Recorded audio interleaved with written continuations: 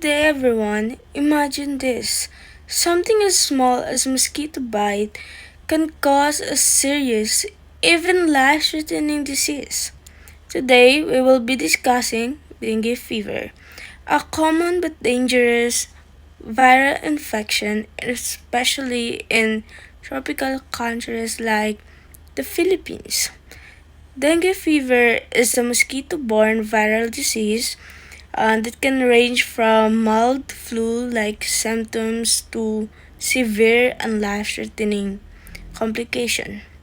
It is caused by the dengue virus, which has four different types, meaning a person can be infected more than once. Now, how does it affect the body? After a mosquito bite, the virus enters the bloodstream and infects immune cells. It multiplies and spreads throughout the body, triggering an immune response. As the infection progresses, it can damage blood vessels and lower platelet count. That is why some patients experience bleeding and in severe cases, organ complication.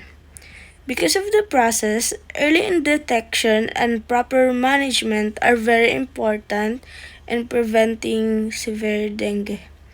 Now that we understand what dengue is and how it affects the body, let us look at how widespread this disease is.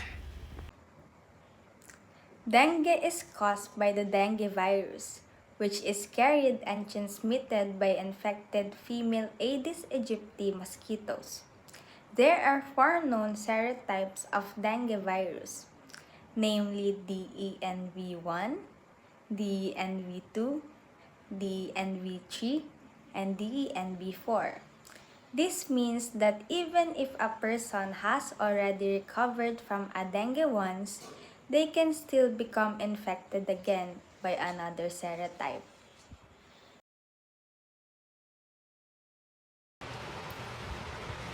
Dengue fever is highly prevalent in tropical and subtropical regions, particularly in Southeast Asia, including the Philippines. The number of cases usually increases during the rainy season because stagnant water becomes a breeding ground for mosquitoes. This leads to more mosquito populations and higher chances of transmission. Certain groups are more at risk, including children, older adults, and people living in densely populated communities with poor sanitation.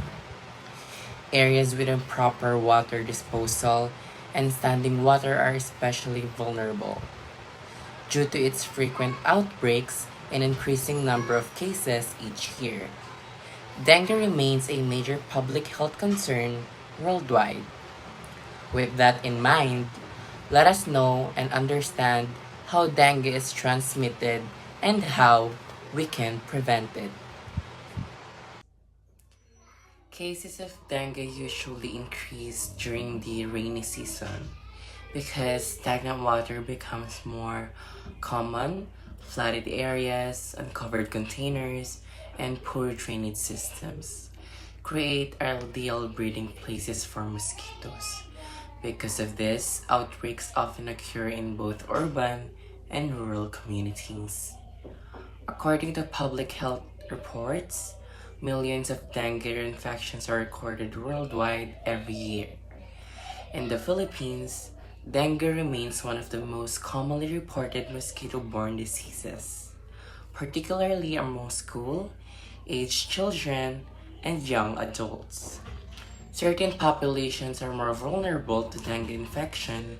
These include children, elderly individuals, pregnant women, and people with weakened immune system, communities with overcrowding, poor sanitation, and limited to access healthcare are also greater at risk.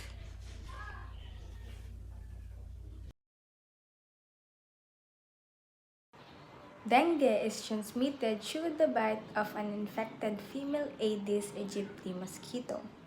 These mosquitoes are active during the daytime and commonly breed in clean, stagnant waters such as containers, tires, flower pots, and water storage areas. It is important to note that dengue is not spread directly from person to person. Several factors contribute to its spread, including poor sanitation, warm and humid climate, and the presence of stagnant water where mosquitoes can breed. Prevention and control mainly focus on reducing mosquito populations and avoiding mosquito bites. This can be done by eliminating standing water around the home, using mosquito repellents, wearing protective clothing, and installing window screens or mosquito nets. Community efforts such as cleanup drives and proper waste management can be also very important in controlling the spread of dengue. Although a vaccine is available, it is limited to certain individuals and should only be given under medical guidance. That is why prevention remains the most effective strategy. Now that we know how dengue spreads, let us move on to recognizing its signs and symptoms.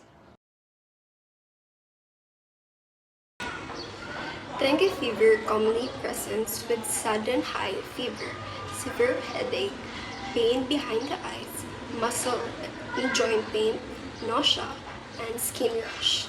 Some patients may also experience mild bleeding such as nosebleeds or bleeding gums.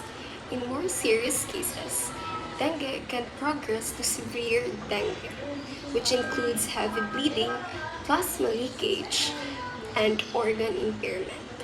These complications can be life-threatening if not treated immediately. That is why early recognition of symptoms and seeking medical care are very important. In conclusion, dengue fever is a preventable disease.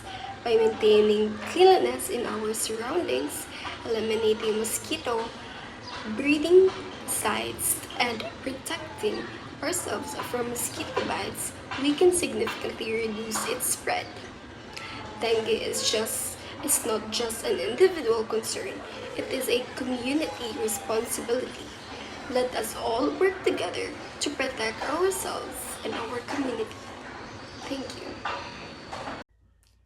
Some individuals may also experience mild bleeding manifestation, such as nosebleeds, gum bleeding, or easy bruising. These symptoms occur because dengue can lower platelets level and affect blood clotting. In more severe cases, dengue may progress into severe dengue or dengue hemorrhagic fever. Warning signs include severe abdominal pain, persistent vomiting, difficulty breathing, heavy bleeding, and extreme weakness. When not treated immediately, severe dengue may lead to shock organ failure and even death. Because of these possible complications, early recognition of the symptoms and seeking immediate medical attention are very important. Proper hydration and close monitoring can greatly help in recovery and prevent severe outcomes. In conclusion, dengue fever continues to be a serious public health problem, especially in tropical countries like the Philippines. However, it is also a preventable disease. By maintaining cleanliness in our surroundings, eliminating stagnant water, participating in community cleanup drives, and protecting ourselves from mosquito bites, we can help reduce the spread of dengue. Prevention starts with awareness, discipline, and cooperation within the community. Through collective action and proper health practices, we can protect ourselves, our families, and future generation from dengue fever.